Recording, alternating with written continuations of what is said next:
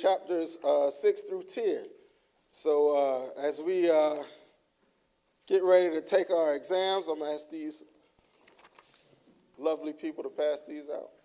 Thank you, man. I might give you a little more.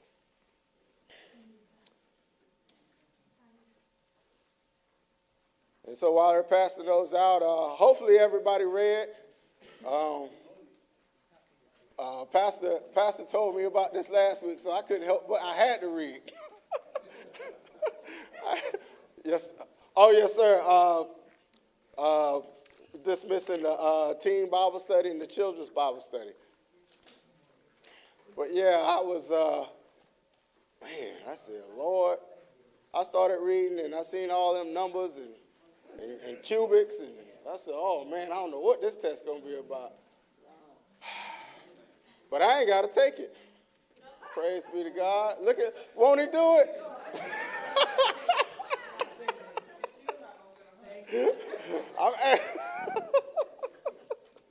Won't he do it? Oh, Jesus. But yeah, I said, man, boy, that's a lot of numbers. I don't know what he going to pull from out of this one. But I think we're going to be all right.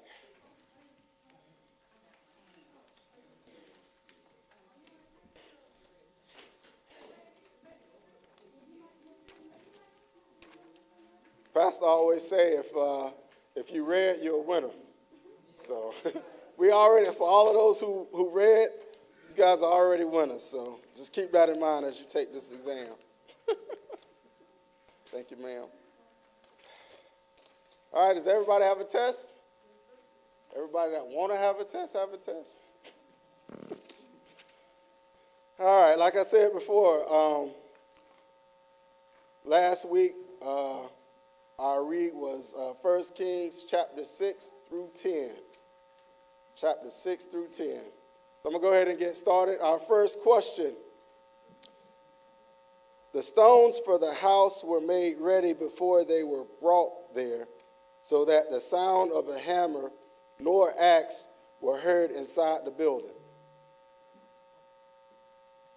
Once again, the stones for the house were made ready before they were brought there, so that the sound of a hammer nor axe were heard inside the building.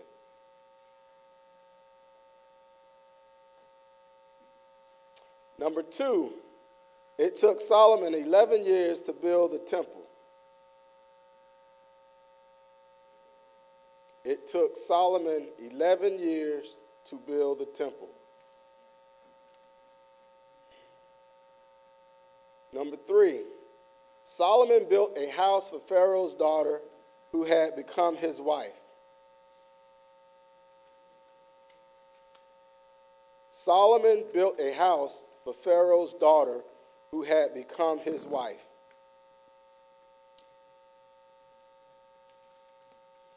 Number 4, the things that David had dedicated for the house of the Lord was not used because of his sin toward God.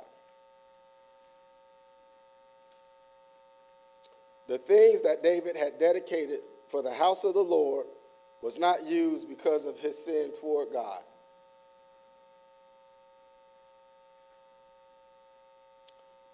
Number 5, the Ark of the Covenant was placed in the most holy place under the wings of the cherubim.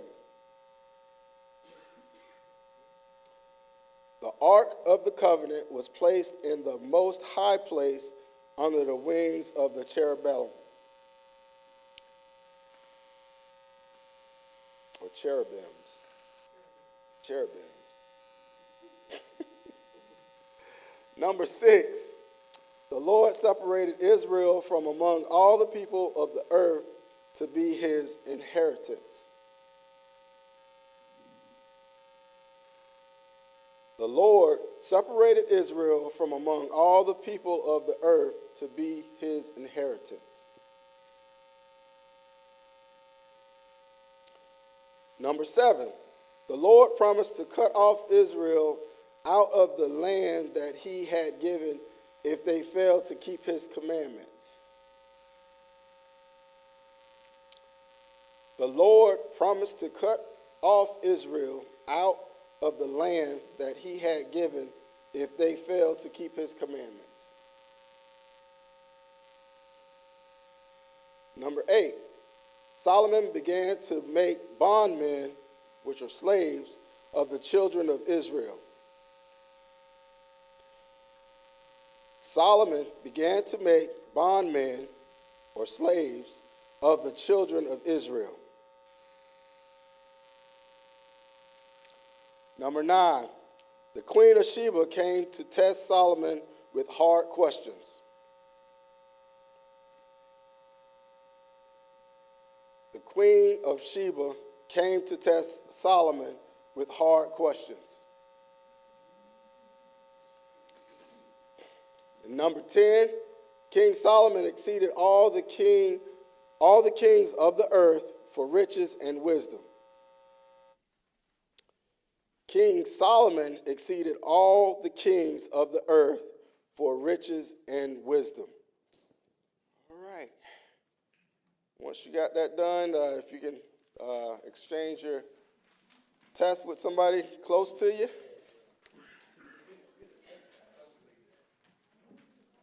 I think we, as a whole, with all of them cubics, I ain't see one question on there about some cubics, so. Ain't nobody had to do any measurements, so. Yes, sir. Oh, yeah.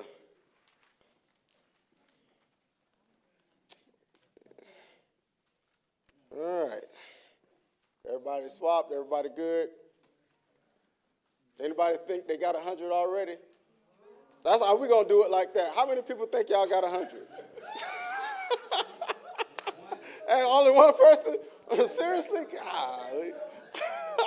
You know, okay, that's what I'm talking about. Confidence. That's right, that's right, that's right. All right. All right, so number 1, the stones for the house were made ready before they were brought there, so that the sound of a hammer nor an axe were heard inside the building. True or false?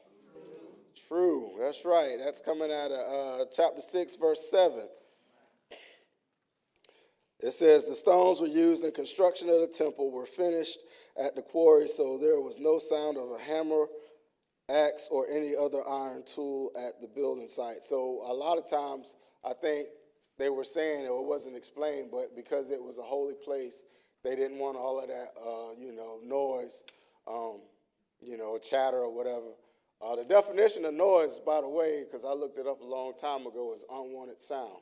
So it was unwanted sound. They probably did not want in there. So what I like to listen to may not be what you like to listen to, so it may be called noise to you. So, so God may not want to hear all them hammering and chiseling and all of that. All right, so number 1 was true. Number 2, it took Solomon 11 years to build the temple. True or false? False. How many years did it take? 7. That's right. That's right. And that's coming out of chapter 6, verse 38. Yes, sir. Yep. It says, verse 38, the entire building was completed in every detail by mid-autumn in the month of Bul during the 11th year of his reign. So it took 7 years to build the temple. That's verse 38. Number 3, Solomon built a house for Pharaoh's daughter who had become his wife. True or false? True. So I look, everybody got 100. Everybody, I ain't hear nobody say nothing different.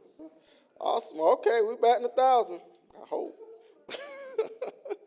All right, and that's coming out of verse 8 of chapter 7. It says,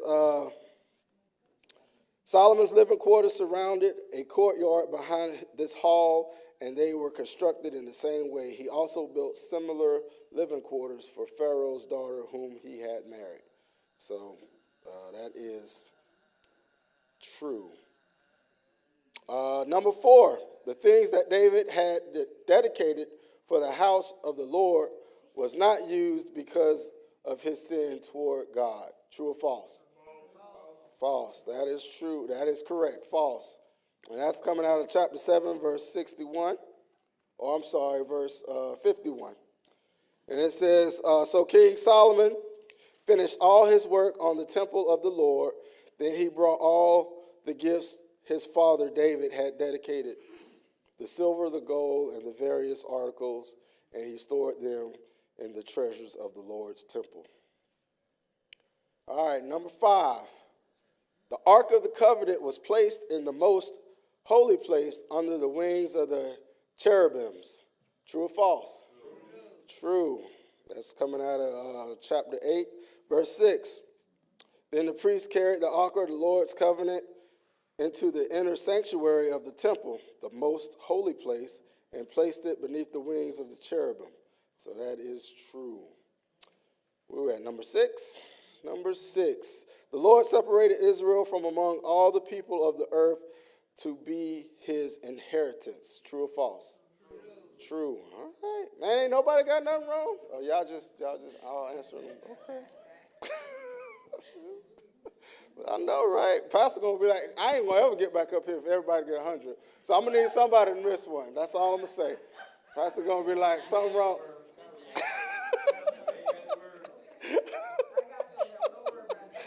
All right. All right. Number 7. The Lord promised to cut off Israel out of the land that he had given if they failed to keep his commandments. True or false? True. That's coming out of chapter, what is that? That is coming out of chapter 9, verses 6 and 7. I think we got it up there. Yep. Awesome. All right. Number 8. Solomon began to make bondmen, which are slaves of the children of Israel. True or false? Uh-oh. Uh-oh. What we got? Who got true? Who got false? False is the answer. All right, that might be the God. Boy, y'all wait till y'all get to number 8. Everybody was winning into 8. I'm sorry. I gotta have fun. I love y'all. The answer to number 8 is false. And I will read that. That's coming out of chapter 9, verse 22. But Solomon did not conscript any of the Israelites for forced labor. Instead, he assigned them to serve as fighting men, government officials, officers, and captains in his army, commanders of his chariots and charioteers. So that's in verse 22. All right, number 9. The queen of Sheba came to test Solomon with hard questions. True or false? True. Yep. She wanted to check him. She didn't want to believe what everybody was saying, so she had to see it for herself. And that's coming out of chapter 10, verse 1. And number 10, King Solomon exceeded all the kings of the earth for riches and wisdom. True or false? True. All right. So hopefully you guys pass the papers back to each other.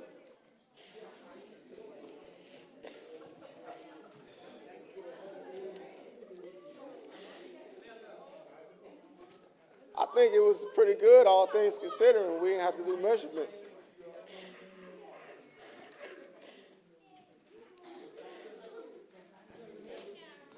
All right, so drum roll. How many people got 100? All right, okay. I don't have pastor's list, but I'll make sure he get it. All right, so that's Brother Murphy.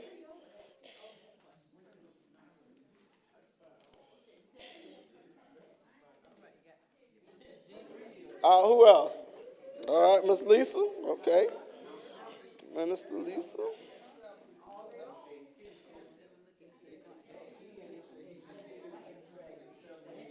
All right, anybody else on this side?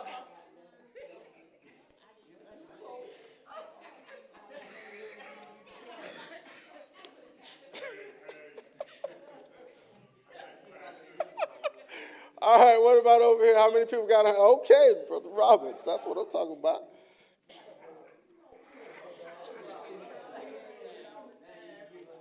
Who else over here? Miss Regina. That's kind of like Reggie, but with an N in there somewhere. Okay. Sister Regina.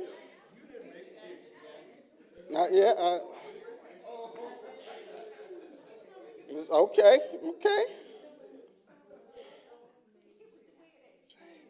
Anybody else? All right, so we got what? 1, 2, 3, 4, 5. Did we get anybody on Facebook with 100? Upstairs? Anybody? All right. How many people missed one?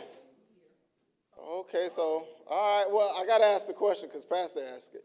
What was the question that you missed? Number two?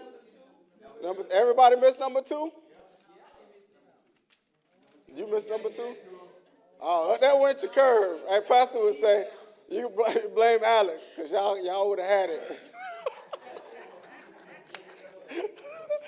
All right. Number 2. What was number 2? Number 2 was what? Oh, yeah, that was kind of like a trick question. Yeah, because it was 4 years after he started. Yeah, so. Oh, man. I think he know what he be doing when he be writing these tests.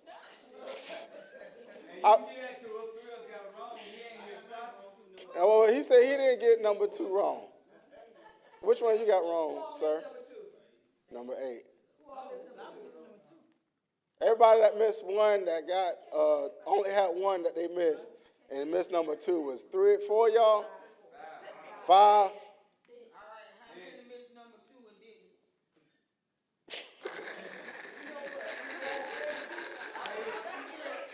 Oh Lord.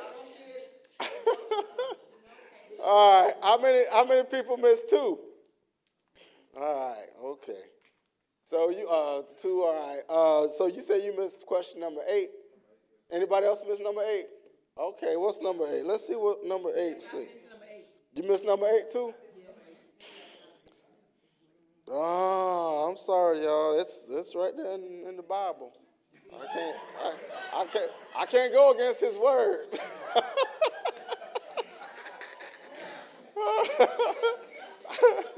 I like you, but I can't do it. Hey. Talk to Pastor about it. All right, how many? 3? I think we stop at 3, right? How many people missed 3? Okay. All right, so like Pastor always say, if you read, you are a winner.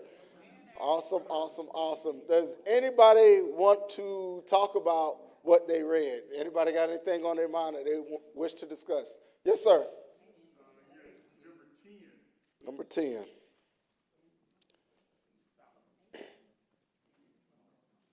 Yes, sir. King Solomon exceeded all the kings of the earth for riches and wisdom. Yes, sir. What about it? Not just exceeded. He come in abundance. Yeah. They brought gold and just stuff everywhere. Yes, sir.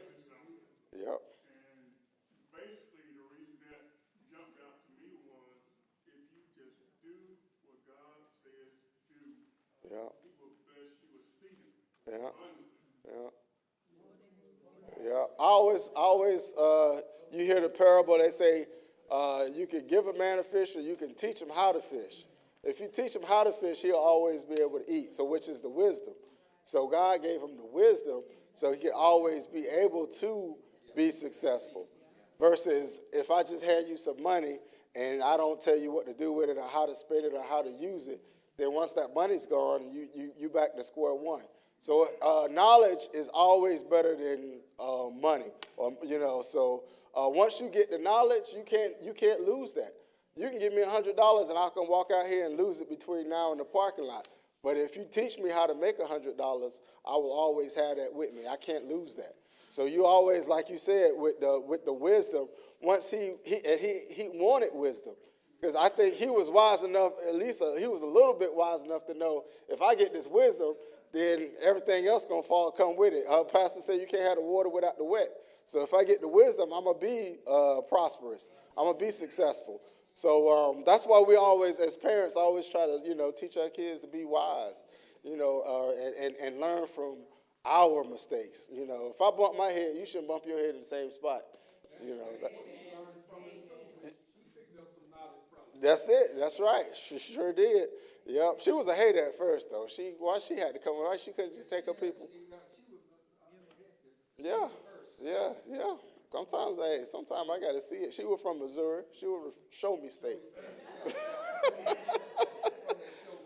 Yes, sir. What? She left with wisdom, though. Yes, sir. Every question she asked, he had an answer. Yeah. That's amazing. Yeah, and he exceeded her expectations. She had heard, but she didn't know he was as brilliant as he really was. She sat and shot all them questions to him. Yep. Awesome. Yep.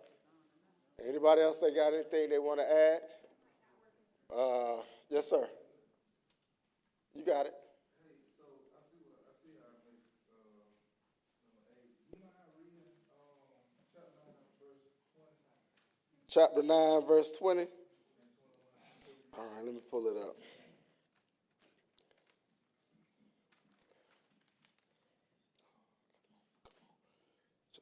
This brother right here, all this fish. Oh, let me find it. Hold on. Let me find it.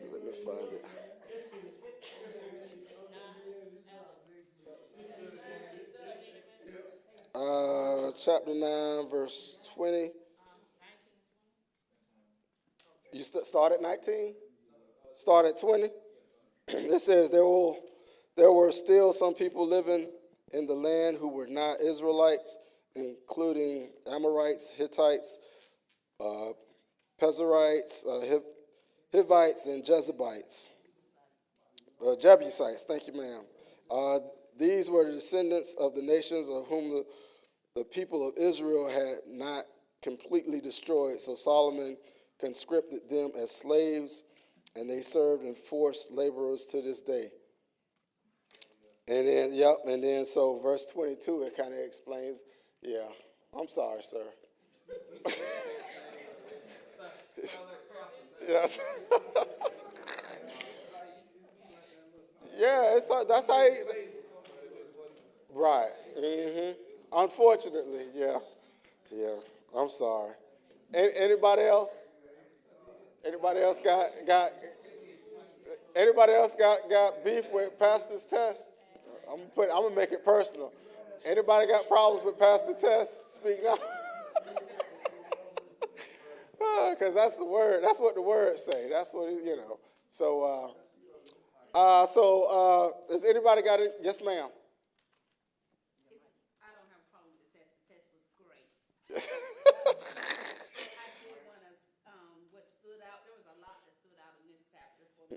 And in First Kings 6, verses 11 through 13, where he was speaking of the promises,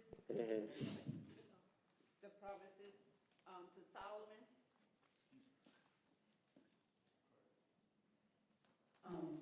First Kings chapter 6, verses 11 through 13.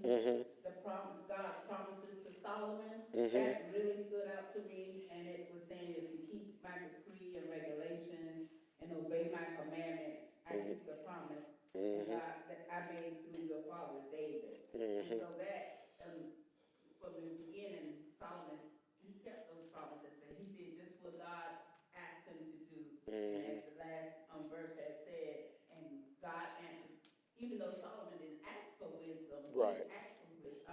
he asked for wisdom, he didn't ask for riches. Right. And God honored that. Yes, and ma'am. like my husband was saying, that just kind of blew our mind how God honored it. He didn't have to ask for anything. Right. Yeah. God, people were just bringing in gold to him, Yeah. constantly bringing in gold. Yes, ma'am. Spoiler alert: that temple got destroyed. Yeah.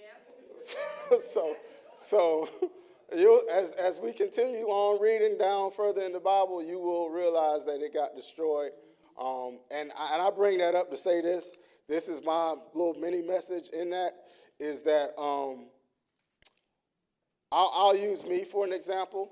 I could come up here and I could have a clean suit on, shoes nice, haircut. I could speak well as far as how I pronounce or pronunciate my words. But if I'm not coming from the heart, if my heart's not in it, then it's all null and void. So they built this extravagant, Solomon had this extravagant no, how they say, no expense spared temple. And if you read, like Minister Murphy was saying, all they had to do was keep the commandments, follow the commandments. He reiterated that in chapter 9.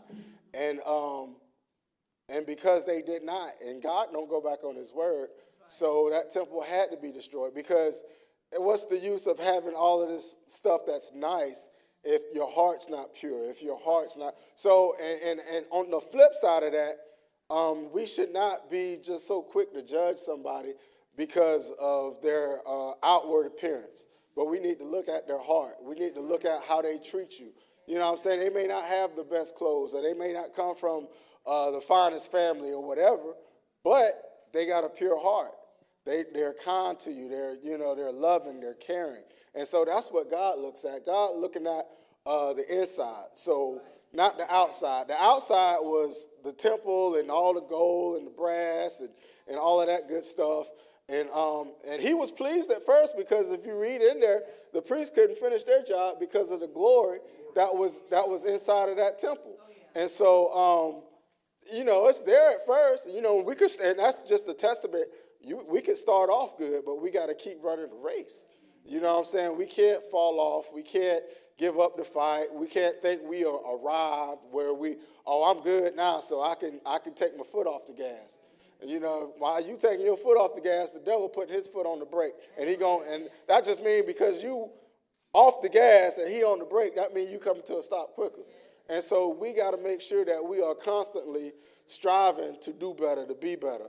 You know what I'm saying? If we got it right in one area of our life, we need to start focusing on somewhere else where we may be missing it. And don't beat yourself up if we don't get it right the first time or the second or the third, but as long as we're working on it. And so I think that's what happened. They got away from what they came from. And there ain't nothing new under the sun. If we're, truth be told, when we're struggling, man, we love God. We one-on-one with him. Oh, that's my dog, man. Lord, please get me out of this. Or whatever the case may be. Once we get out of our situation or our jam, or we got a little bit of change in our pocket, we start not putting that Bible down, or we start missing a few Sundays or whatever the case may be, and now we start drifting away. So we have to be, like they say, anchored. Anybody that been on the boat, I'm sure you drop that anchor, you ain't going nowhere. Yes, sir. Good example of that is prison. A lot of guys go to prison, the first thing they do is get religion. Yep. As soon as they come out, boom. Yep. So, and that's the thing. But you know what? I think it's Psalms 119, verse 73. It says, "It is good that I've been afflicted, that I may know the error of my ways." So sometimes going to prison, although it's bad, you ain't lost your life yet. So you got a chance to get it back right with God. You may, something bad may happen to you. But as long as you got breath in your body. And I say this because, I got a child. I always say, Lord, keep him. Keep him in his foolishness. Keep him protected in his foolishness. Not that he may be doing foolishness, but I don't know what he's doing. But if it ain't of God, it's foolishness.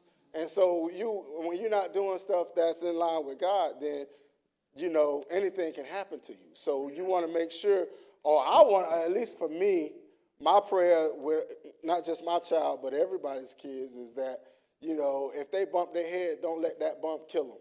You know what I'm saying? Let that bump knock some sense into them. So they can get it right. And that's all it's about. I just say, if you ain't gonna listen to me, you're gonna listen to somebody. And if you don't listen to somebody, life gonna get you.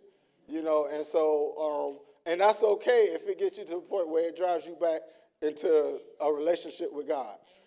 So I say all that to say, yeah, that temple was nice and fancy, but it don't mean nothing if your heart ain't in it. So it don't, the lip service or whatever we do, we need to make sure we're doing it from a pure heart and a righteous mind. And if we ain't doing that, it's fool's gold. It's fake. And at some point, it's gonna be revealed. At some point. So yes, ma'am. Since you gave that spoiler alert, Solomon also, he wasn't 100% in, because he married Pharaoh's daughter. Mm-hmm. He wasn't supposed to marry her. Right. And so, but God honored that still. You know, he didn't say anything at the beginning. Well, I guess, I don't know. I can't say God honored it. But God still, when he dedicated the temple, that powerful prayer, like you said, and then the glory of the Lord came in. It was just down the road. He wasn't 100% in. He kind of halfway in, you know, lukewarm. Right. And that's why we got to be careful. We can't, who we marry, unequally yoked. We can't be careful who we marry, and still we got to continue to pray for our spouses. Yep. And the other thing with that too, the company we keep, those are spirits. You know, so those spirits can jump off on you. You know, hopefully your spirit jumping on somebody and jumping on the devil and beating them up, versus the devil jumping on us and beating us up. So you just gotta and God will talk to us and to let us know, yeah, you might not want to hang around. I had a friend that I hung around for about 20 years, and you know, once I started, you know, coming to church, getting my life together, God said, you know, you can't even hang around. You can't afford to hang around this guy, because you're not strong enough. You know, he got 20 years doing his dirt. You just a baby Christian. And you get over there, you start, you know, one thing leads to another, and you back where you came from. So sometimes you got to cut people off. I mean, you can be nice about it, but at the end of the day, I'll say this, you got to do what's best for you. You got to be selfish. You know what I'm saying? Because you're the only one that's going to be up there answering to God. Not you and your friend, or you and your homegirl or your homeboy. It's personal. So I can't afford to let anybody take me somewhere that I don't want to go. So just keep that in mind. If it's something that, you know what I'm saying, man, but that's my dog, that's my girl and all that. Is your girl going to be with you? Is she going to be your girl in hell? You know what I mean? That's going to be your dog. He going to be riding with you when y'all burning up. So you just got to make sure if you're going to do it because you want to do it. Don't do it because your friend's doing it. You know, so do it if, you know what I'm saying, well, I deserve this because I wanted to do it, not because I was just hanging out with my friends. So that's all I got. Hopefully I ain't take up too much of y'all time. Anybody got anything else they want to add before we shut it down? Yes, ma'am. Miss Sherry? I was just thinking about, excuse me, in chapter 10, verse 14, it was talking about Solomon's gold. So we read verse 14. It says, now the weight of gold that came to Solomon in 1 year was 603 score and 6 talents of gold. So a different Bible that I read that in said that was 666 talents of gold. So I was just thinking about that number, the 666, and I thought about it being the devil's number, and you know how people can get so hung up on the material things of life that they kind of leave God out. And I was thinking about the California gold rush when we were in school. They taught us about a lot of people going to California trying to dig for gold, and the things that's valuable and precious to man that's in the earth, like the gold, you got to dig deep into the earth to get the gold. You got to dig deep inside the mountain to get the silver, and the oysters. You got to dig deep into the ocean to get the pearls out of the water. And you know, and you think about God, and you know the thing people a lot of times fail to realize about God, in order to get closer to Him and to get the power of His Holy Spirit, even though it's already there, we have to spend time with Him. And you know, the time that, you know, people spend trying to dig gold and silver and for pearls, they don't want to take that precious time to understand who God is, which is the power of His Holy Spirit through us. Amen. Amen. Amen. Yes, ma'am. Anybody got anything else to add? Oh, one other thing. Yes, ma'am. About what Mrs. Jenkins was saying about prison.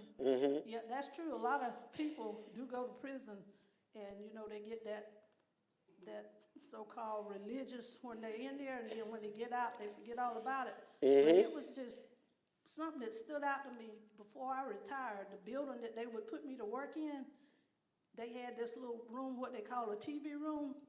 It would, every morning early, it got my attention. It was these, I think like 4 or 5 guys that they were coming there in the morning times before, you know, everything got started, before we start counting them and everything. and they would get together and they would get in that room and I would watch them. They would come in there and pray, and I thought that was so unique, out of all those people in there, and just that particular building when I worked that they would do that every morning. I worked in there, and I thought that was awesome. What the devil meant for, evil, God turned it around for good. Yeah, so prison does change some people's lives. It'll change you if you want to be changed. Just like you ain't got to go to prison. A situation can happen to you. If you want to change, you'll change. I got a statement I always say, and I stand on it. People do what they want to do. If you want to do it, you'll do it. If you don't want to do it, you won't do it. So it's really on us as individuals how far we go or how far we don't go. So it's on us, because I can do all things through Christ. So if I ain't doing it, then it's because I ain't want to do it. So that's all. Anybody got anything else? Yes, ma'am, Miss Bridget. I thought it was awesome, God's attention to detail. Mm-hmm. The details that he gave David to build the temple. And it also took me back to Noah, when Noah built the ark, and the specific details he gave. And even the scripture that talks about God numbering the hairs on our head, how specific God is. It is just so awesome to us. I know I don't think about it all the time, how detailed God is. Me going through life, some things are really insignificant and I just, whatever, but that's not God. God pays attention to detail. Yes, And I ma'am. just thought that was awesome. It is. I know about 10 years ago, I could count the grays. I can't count them no more. But God know how many gray hairs I got. Yes, ma'am. And just to add on to what Ms. Bridget said, I also found it interesting that God chose Solomon to build a temple. Solomon's disposition was that of attention to detail. Solomon was a lover, we know that Solomon, we have the Songs of Solomon, like that's who he was. He paid attention to things. David was a fighter. David wasn't going to pay the type of attention to building a temple that Solomon did. So I found that interesting as well. Yeah. That our person, they say we all have certain gifts that God gives to us. Right. That are manifested and produce certain results, right, based on what God has given us. So I just found it interesting that Solomon's attitude, his disposition, his heart posture was that of love and attention to detail. He wrote love letters, Solomon had all the women, because he knew what to say and he knew what to do, versus David being the fighter. Solomon had wisdom. He knew not what to say. That too. Well, yeah, that first. Yeah, I thought that was interesting. Awesome. All right. Anybody else? Before we're about 11 minutes after 8. So if anybody don't have anything else, yes, ma'am. Oh, I'm coming. To my Facebook family, be steadfast, unmovable, always abounding in the works of the Lord. For as much as you know, your labor is not in vain in the Lord. So we thank y'all for joining us, and we will see y'all next week. For my